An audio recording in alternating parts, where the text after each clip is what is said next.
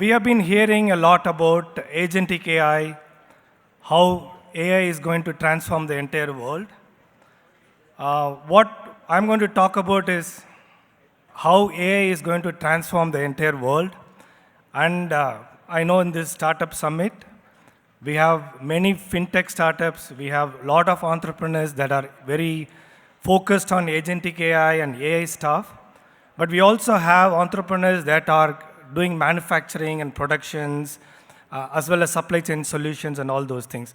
What we are going to tell today from Microsoft perspective, how we see how the world is changing. We are living in an unprecedented times, an unprecedented opportunity. One side we are thinking about automation, AI driving innovation, economic growth, and prospering GDP and all those things. Another area, we are talking about the risks of using AI.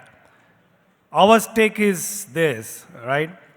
That AI and agentic AI is going to transform the world and going to increase the per capita GDP, right?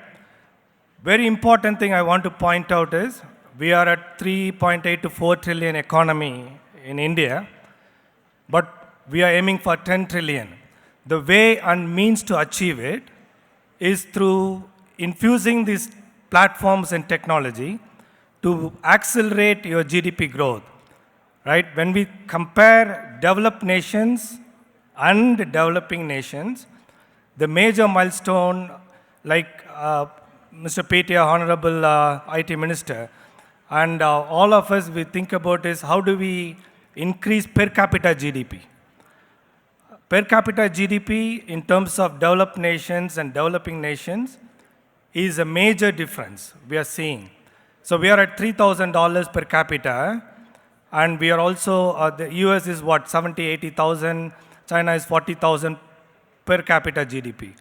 If we got to increase the per capita GDP, the only way we can do it, and the fastest way we can do it, is to implement these technology platforms and accelerate it.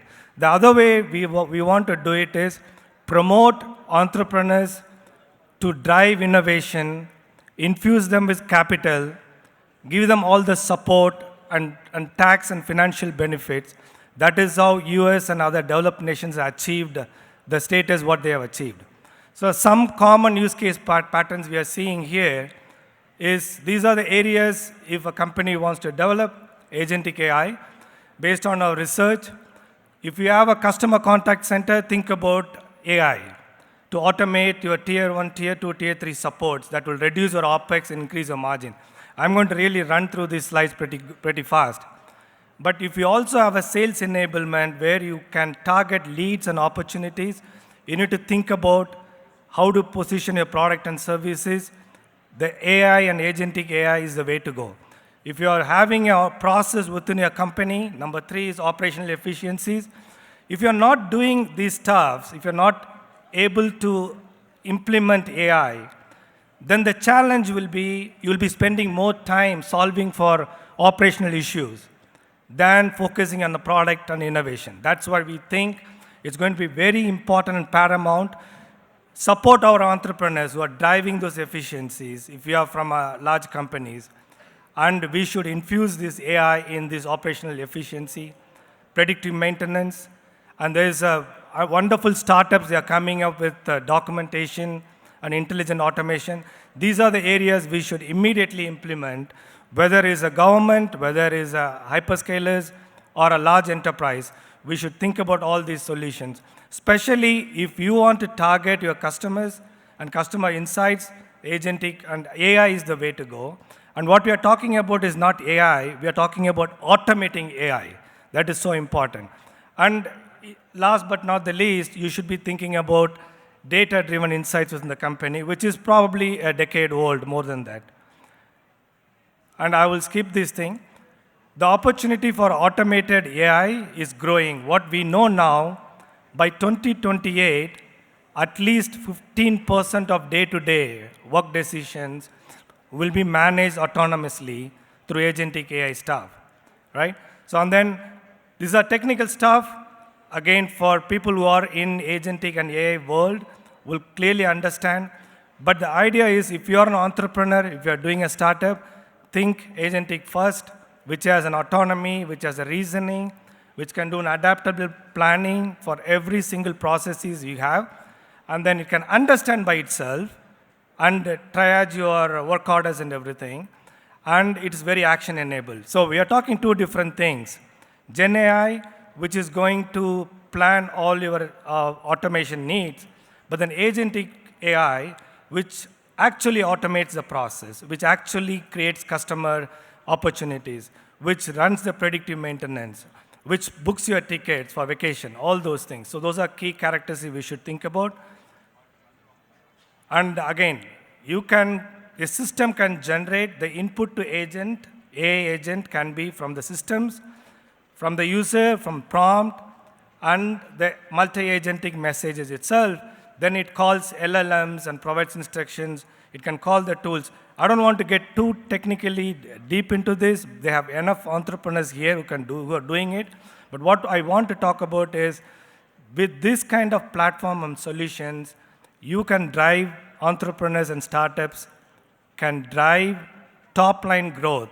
If you are not doing this thing, whether you're fintech or any other company, any other vertical you're focused on, this is a time for you to rethink and use the platforms that we are thinking about, right? The agents, again, can be different areas you can start implementing. A chatbot is an agent by itself, right? It can answer the questions and retrieval, augmentation. It can generate answers. But what I'm seeing here in this conference is very unique, which I have not seen probably in North America itself. Every single speaker that stood on the stage is already maturing in AI. And every single company is focused on agentic AI. Let's all give them a big hand, guys. Let's all give them a big hand. The entrepreneurs is so fantastic. I'm so proud that I attended this. But it's such an eye-opener. Every company is focused on this. And think about co-pilots. It can be GitHub Copilot, and I'm a Microsoft guy, so I'm going to position the same thing. Whether it's GitHub or Office 365 or AI Foundry, these are the things you can use it, and you can build an automated agents in a way, right? So I have 2 more minutes.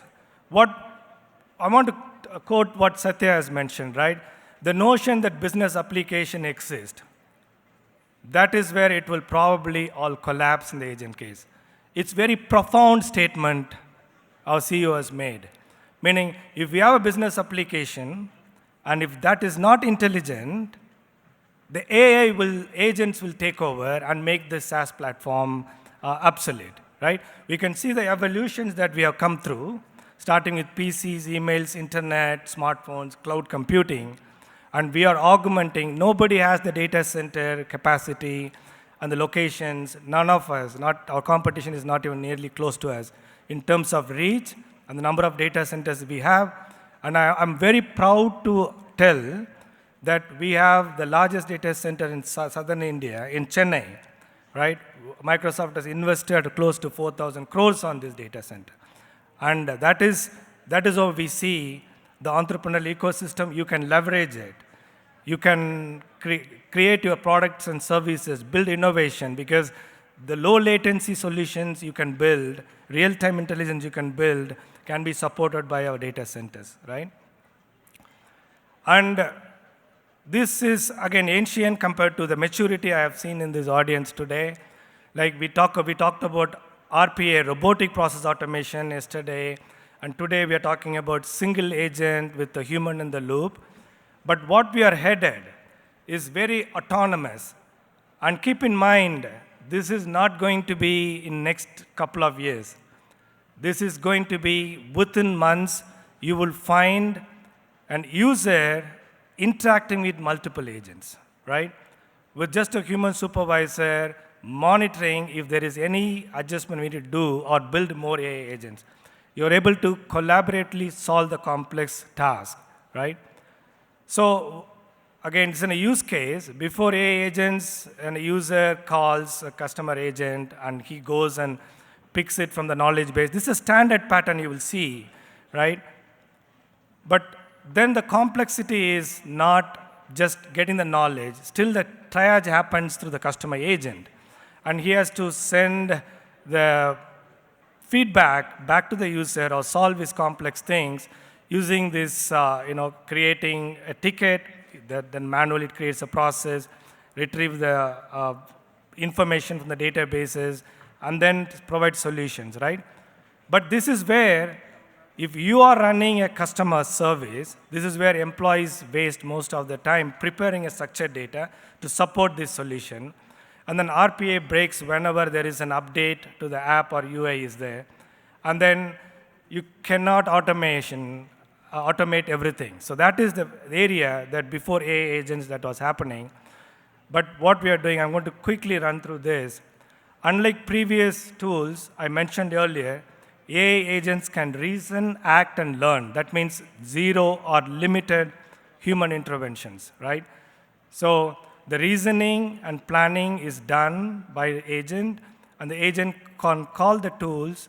And also, let's say you have a predictive maintenance or inventory management, right? You can actually, the agent can go, check the safety stock, check the demand, check the supply, and triage this, do a predictive analytics. Again, agent can do that. Think about all the ML models you are building to do the predictive maintenance, predictive supply chain management, all those things. An agent can now automate the entire process. It can actually run the predictive maintenance as well as predictive supply chain based on your breakdown, if the equipment is breaking down. You can also monitor your safety stock and run this order, create an automated order to the supplier. But it also can identify which supplier is cost effective. Think about all the analysis you need to do to get to that stage. Now the agent can do it not in weeks or months, real time. Very powerful if you're thinking about supply chain. Very powerful you're thinking about process automation, right? You got to, if an entrepreneur is sitting here, think this solution that can run end to end. From the time you see all you need is a data from the machine. You're not even monitoring it. Data log from the machine will trigger the predictive maintenance thing. And the parts supply will be automated. Supplier efficiencies can be monitored. And the pricing can be adjusted accordingly. So these are agentic things. Think comprehensive, think end to end. And how can we support? I'll finish with this slide. We talked about multiple use cases, how the agentic AI is going to change the world. I want to be thinking about who can give you the best of the platform that you can build. I can tell with conviction, I know competitions are there, everybody is thinking, having a multi-cloud, but we surround you with security, right? You think about Microsoft Purview, we run the data governance, data structures. Sentinel gives you the security, and Defender, Entra is an authentication and identity authentication. So we have Intune. All these things surrounds your platform with absolute security and risk management. Keep in mind, you cannot build a solution that is prone to risk, right? So that is a recipe for disaster for the customer. There's a recipe for failure. So I want to make sure that when we think about agentic AI, it's going to automate, but you also have to be secured, you have to be governed well, and data has to be protected, addressed in the fly. So I want to close it with, think of the platform that is going to give you the best of the capabilities as an entrepreneur, as a startup, to build the best solutions, and think Microsoft first. Thank you so much. All the very best.